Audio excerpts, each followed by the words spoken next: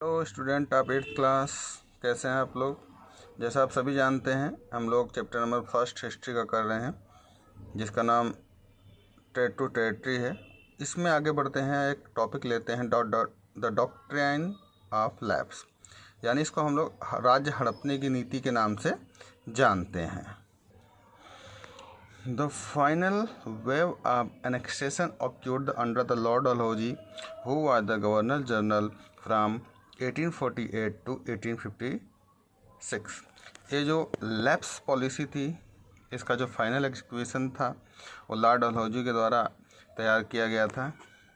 Lord Dalhousie की बात करें तो उनको 1848 से 1856 के बीच में इंडिया का गवर्नर जनरल बना करके भेजा गया था। He devised a policy that the come to the known in the doctrine of lapse। उन्होंने एक पॉलिसी बनाई जिसको इतिहास के अंदर डॉक्ट्राइन ऑफ लैप्स पॉलिसी के नाम से जाना जाता है। The doctrine declared that from the Indian ruler died without a mate there the kingdom would be lapse। उन्होंने एक पॉलिसी बनाई कि यदि कोई भारतीय राजा की मृत्यु हो जाती है, जिसके पास कोई भी मेल राजकुमार उसके राज्य को संभालने वाला नहीं होता है, तो ब्रिटिश गवर्नमेंट उसको अपने अंडर में कर ले लेगी, उसके टेरिटरी पे उसका अधिकार हो जाएगा। One kingdom after the another was enacted simply by the applying this doctrine. और इस प्रकार से लॉर्ड डलहौजी ने एक के बाद एक भारतीय राज्यों को इस पॉलिसी के अंतर्गत अपने अधिकार में लेना शुरू कर दिया था।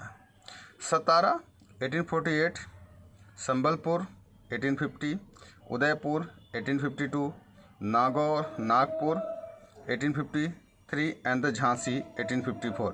इस प्रकार से आपने देखा कि इन्होंने कब जो डलहौजी थे उन्होंने भारतीय राजाओं को अपने अंडर में कर लिया। Finally, in 1856, the company also took over Awadh, और 1856 में कंपनी ने अवध पर भी अपना अधिकार कर लिया। This time to British had added the arguments. They said they were the obliged by the duty by take over the Awadh. और इस प्रकार से जो ब्रिटिशर्स थे उन्होंने आर्गूमेंट किया कि वे अवध की सेवा करेंगे free from the miss governments, और वो लोगों को क्या करेंगे, इस मिस गवर्नमेंट से आज़ाद कराएंगे। ब्रिटिश गवर्नमेंट का ये मानना था कि जो अवध के नवाब हैं वो वहाँ के लोगों को बहुत ज़्यादा प्रताड़ित कर रहे थे। The people of Awadh join the great revolt to broke out of the 1857। और अवध के जो लोग थे उन्होंने 1857 की क्रांति में बढ़ करके अपना योगदान दिया। ओके स्टूडेंट्स, आगे बढ़ते हैं। अब एक दूसरा टॉपिक ले लेते हैं, सेटिंग अप न्यू एडमिनिस्ट्रेशन। किस प्रकार से ब्रिटिश इंडिया ने यहाँ पर नए एडमिनिस्ट्रेशन की शुरुआत की। Warren Hasting governor general from 1773 to 1785। इसके बाद इंडिया में जो गवर्नर जनरल के पद पे आए उनका नाम था Warren Hasting. He was one of the many important figures who play the significant in the expansion the company power. इन्होंने बहुत सारे महत्वपूर्ण कार्य किए जिससे कि वो कंपनी की जो पावर है उसको और ज़्यादा बढ़ा सके।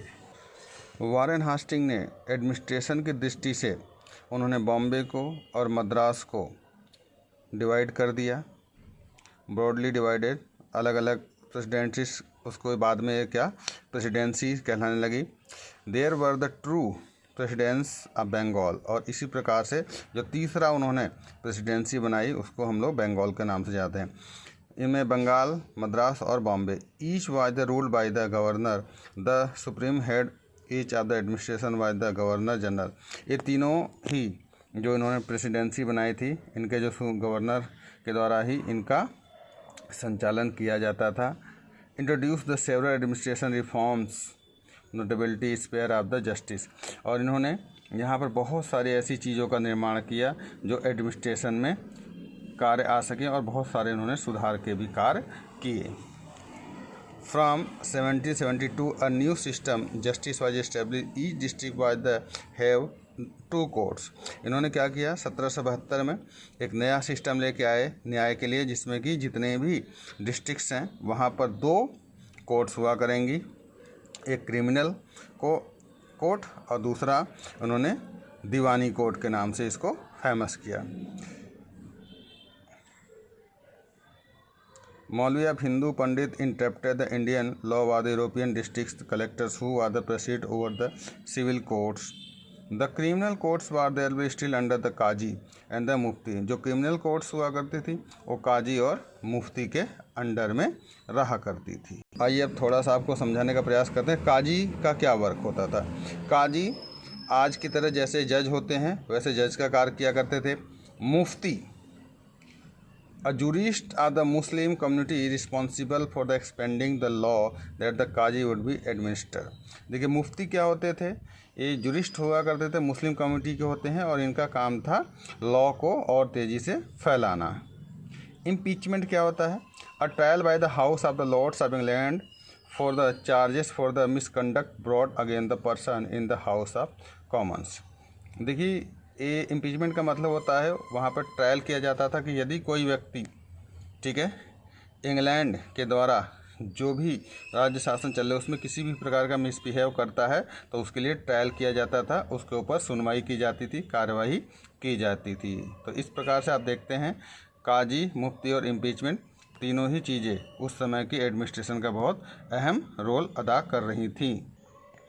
अ major problem was that the Brahmin pandit give the different interpretation of the local law based on the different schools of the धर्मशास्त्र। एक प्रॉब्लम ये थी कि वहाँ पर जो हमारे लोकल पंडित थे, विद्वान थे, वो अपने धर्मशास्त्र के अनुसार जो कानून की अलग अलग व्याख्या कर रहे थे। To bring about the unformally in 1775 the 11 pandits were the asked the complete regulate Hindu law. 1775 में 11 पंडितों ने इसको पूर्ण रूप से इसका बहिष्कार किया, translate into the digest in English, और इसको बाद में क्या किया गया, उन्होंने इंग्लिश में इसको ट्रांसलेट किया। By 1778 the code of Muslim law was also complete for the benefit for European जजेस। 1778 में जो मुस्लिम लॉ है उसको भी लागू कर दिया गया, जिससे यूरोपियन जजेस को बहुत ज़्यादा फ़ायदा होना शुरू हो गया था।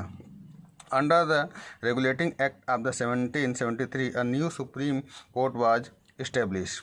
देखिए 1773 में एक नया रेगुलेटिंग आया, जिससे क्या किया गया, सुप्रीम कोर्ट की स्थापना की गई, जहां पर कोर्ट क्या कर सकता था, अपील कर सकता था। Sardar Nizamat Abdullah was also of the Calcutta, ठीक है। सरदार देखिए वहाँ पर कलकत्ता के अंदर में भी क्या किया गया, सुप्रीम कोर्ट की स्थापना की गई। The principal figure of and the Indian district was also collector, ठीक है। अगर आप प्रिंसिपल फिगर को देखें तो इंडिया का जो डिस्ट्रिक्ट है उसके अंदर कलेक्टर की व्यवस्था की गई। As a title of suggest the main job was the collector revenue. इनका मेन जॉब क्या था, टैक्स को कलेक्ट करना, रेवेन्यू इकट्ठा करना, लॉ ऑर्डर को मेंटेन करना, डिस्ट्रिक्ट के अंदर शांति बनाए रखना, जजेस की हेल्प करना, पुलिस ऑफिसर्स और जो दरोगा होते हैं उनके साथ मिल करके लॉ एंड ऑर्डर को बनाए रखना। Become the new centre of the power the progress the stately replace the previous holders authority. और धीरे धीरे क्या हुआ, एक नई शक्ति का संचार होने लग गया और जो पुरानी चीज़ें थी वो चेंज हो गई और नई चीज़ों ने उसकी जगह ले लिया। तो ओके स्टूडेंट्स, आज के लिए इतना ही, फिर कल मिलते हैं इससे आगे का वीडियो लेकर के। Okay, bye bye.